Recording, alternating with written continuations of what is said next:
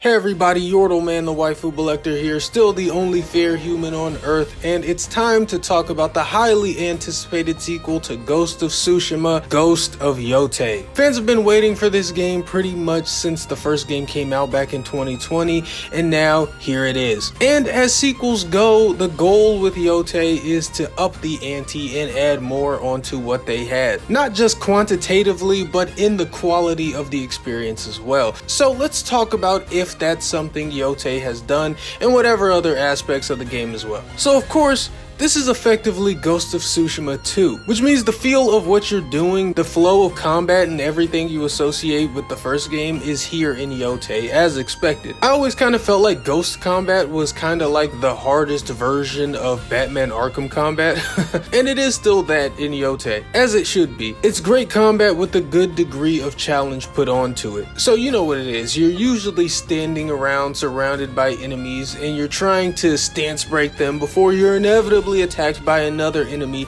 that you need to parry. All the while, you're likely hot swapping between weapons to rock, paper, scissors your way to victory. And I say hot swapping weapons and not stances because our new protagonist, Atsu, doesn't use 4 stances like Jin did in the last game. Instead, we get a suite of different weapons that sort of act as our stance swapping. And just in terms of feel and aesthetic, I think the using different weapons comes off as more impactful than the stance swapping in the first game. Functionally, it's not all that different. You essentially just now have a bunch of new stances to play with instead of the old ones, but because Atsu doesn't just change her form, she pulls out an entirely different weapon with different reach and speed, it just feels a little more special. Not to mention, in Tsushima you had 4 stances, but in Yotei you have 5 weapons. So not only are the weapon slash stances all new, but there's also an additional option. And of course that also means an additional enemy to look out for and exploit the weakness of in the rock paper scissors combat system. Now, as you likely know from the first game, there's also a bunch of other tools other than your primary fighting weapons, things like bows, bombs, and kunai. And these options have been expanded too, most notably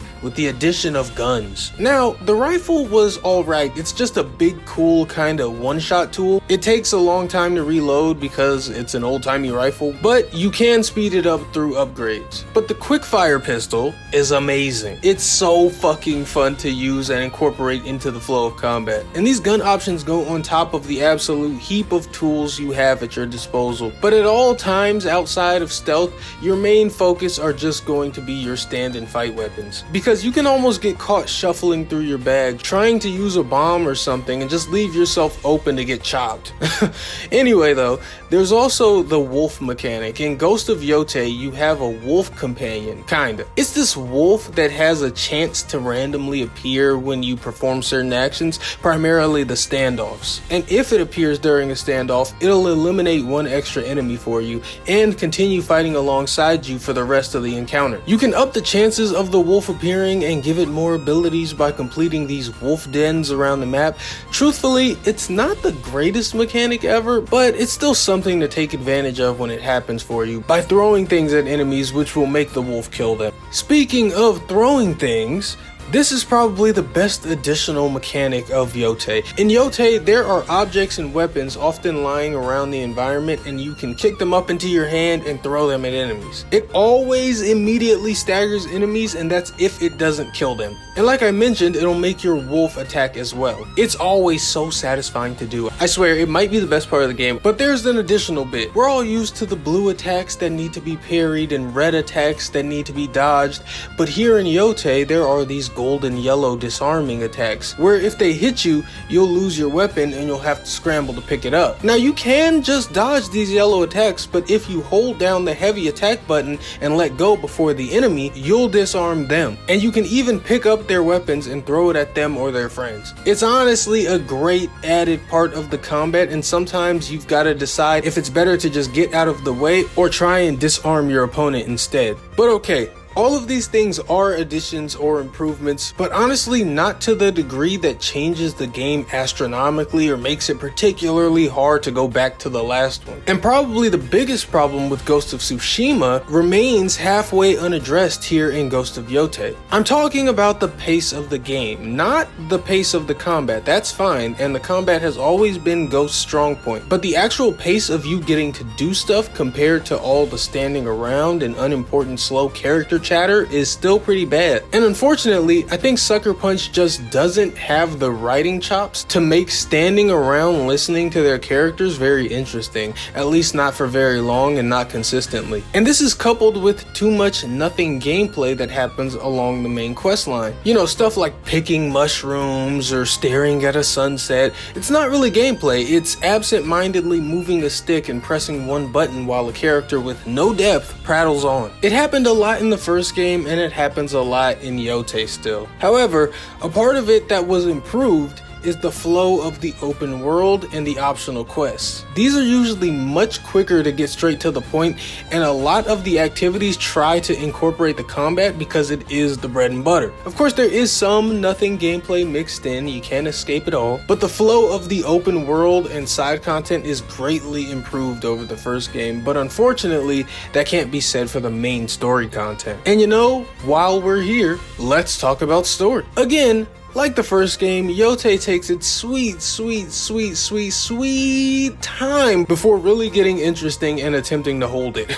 The story is very slow, but if you played the first game, this will not be a surprise to you. I won't get into spoilers, but it's a pretty good story. It's not great, but it's pretty good. The quality is very similar to Tsushima, but Tsushima had at least a great moment or two, even if the full story was only pretty good. Those truly great moments aren't really here in Yotei, although it does eventually ramp up to be a more interesting and compelling ride near the back end, similar to Tsushima. And again, I'll try not to spoil, but something I find hilarious about Yotei's story is that this is just The Last of Us Part 2.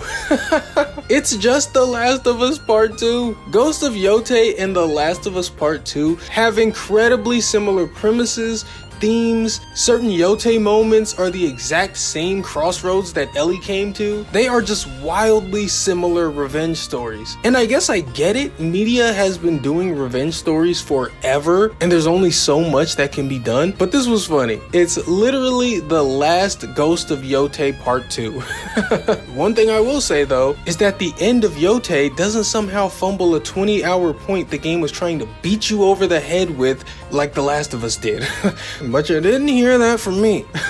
But yeah, after seeing how much Yotei had in common with The Last of Us Part 2, I kinda understand what generated that sort of ridiculous article from IGN about a week ago. I don't know if you guys might have saw this, and I'm sorry, I'm not trying to shit on whoever wrote that or anything, but it doesn't make a great point. However, I do think I understand it. The article was basically saying that all the PlayStation first-party stories are the same, which just isn't true at all. Even Ghost of Tsushima's story isn't Yotei's. Tsushima isn't a revenge tale at all. It's about adapting, it's about principles, a battle of principles, and discovering what integrity means to the individual by questioning those principles. Something not present in Yotei or any other PlayStation game. You know, where something like God of War more explores not giving in to your worst urges just because you have the power to do so. It's also about growth and not being defined by the sins of your past. Now, to be fair, Spider-Man also has the worst urges theme as well, so point for IGN, I guess, if we want to pretend that those two games are telling the same story. And then, who's doing whatever the fuck Horizon is doing over there? I guess the second game for Horizon did have this major theme of you're not alone, you don't have to do it alone going on, and there's a bit of that happening in Yotei as well, but honestly, that's like saying, I don't know, 2025 Superman and The Pursuit of Happiness are telling the same story because they both have themes of hope. It's just ridiculous. A theme is just that, it's a theme. It's what the message of the story revolves around, but the theme is not the story itself. So I think someone who was familiar with The Last of Us Part 2 played Ghost of Yotei saw how similar their stories were and then tried to stretch it and did a whole reach to try and include things that shouldn't be included because it would make for better rage bait. Or maybe it's the narrative they want to believe, so they took the first chance they saw to push it. I don't know. Whatever though, just thought I'd mention that. To get back on track and wrap up here though, Ghost of Yotei is a really great game. It's not strictly perfect, and I think its points to be improved are obvious. However, its overwhelmingly good combat mixed with the superior open world flow make for a winning formula, even if it's not as superior to its predecessor as I'd hoped. If I had to put a number on it, I feel like it's an 8.5 out of 10. Well worth your time, well worth the play.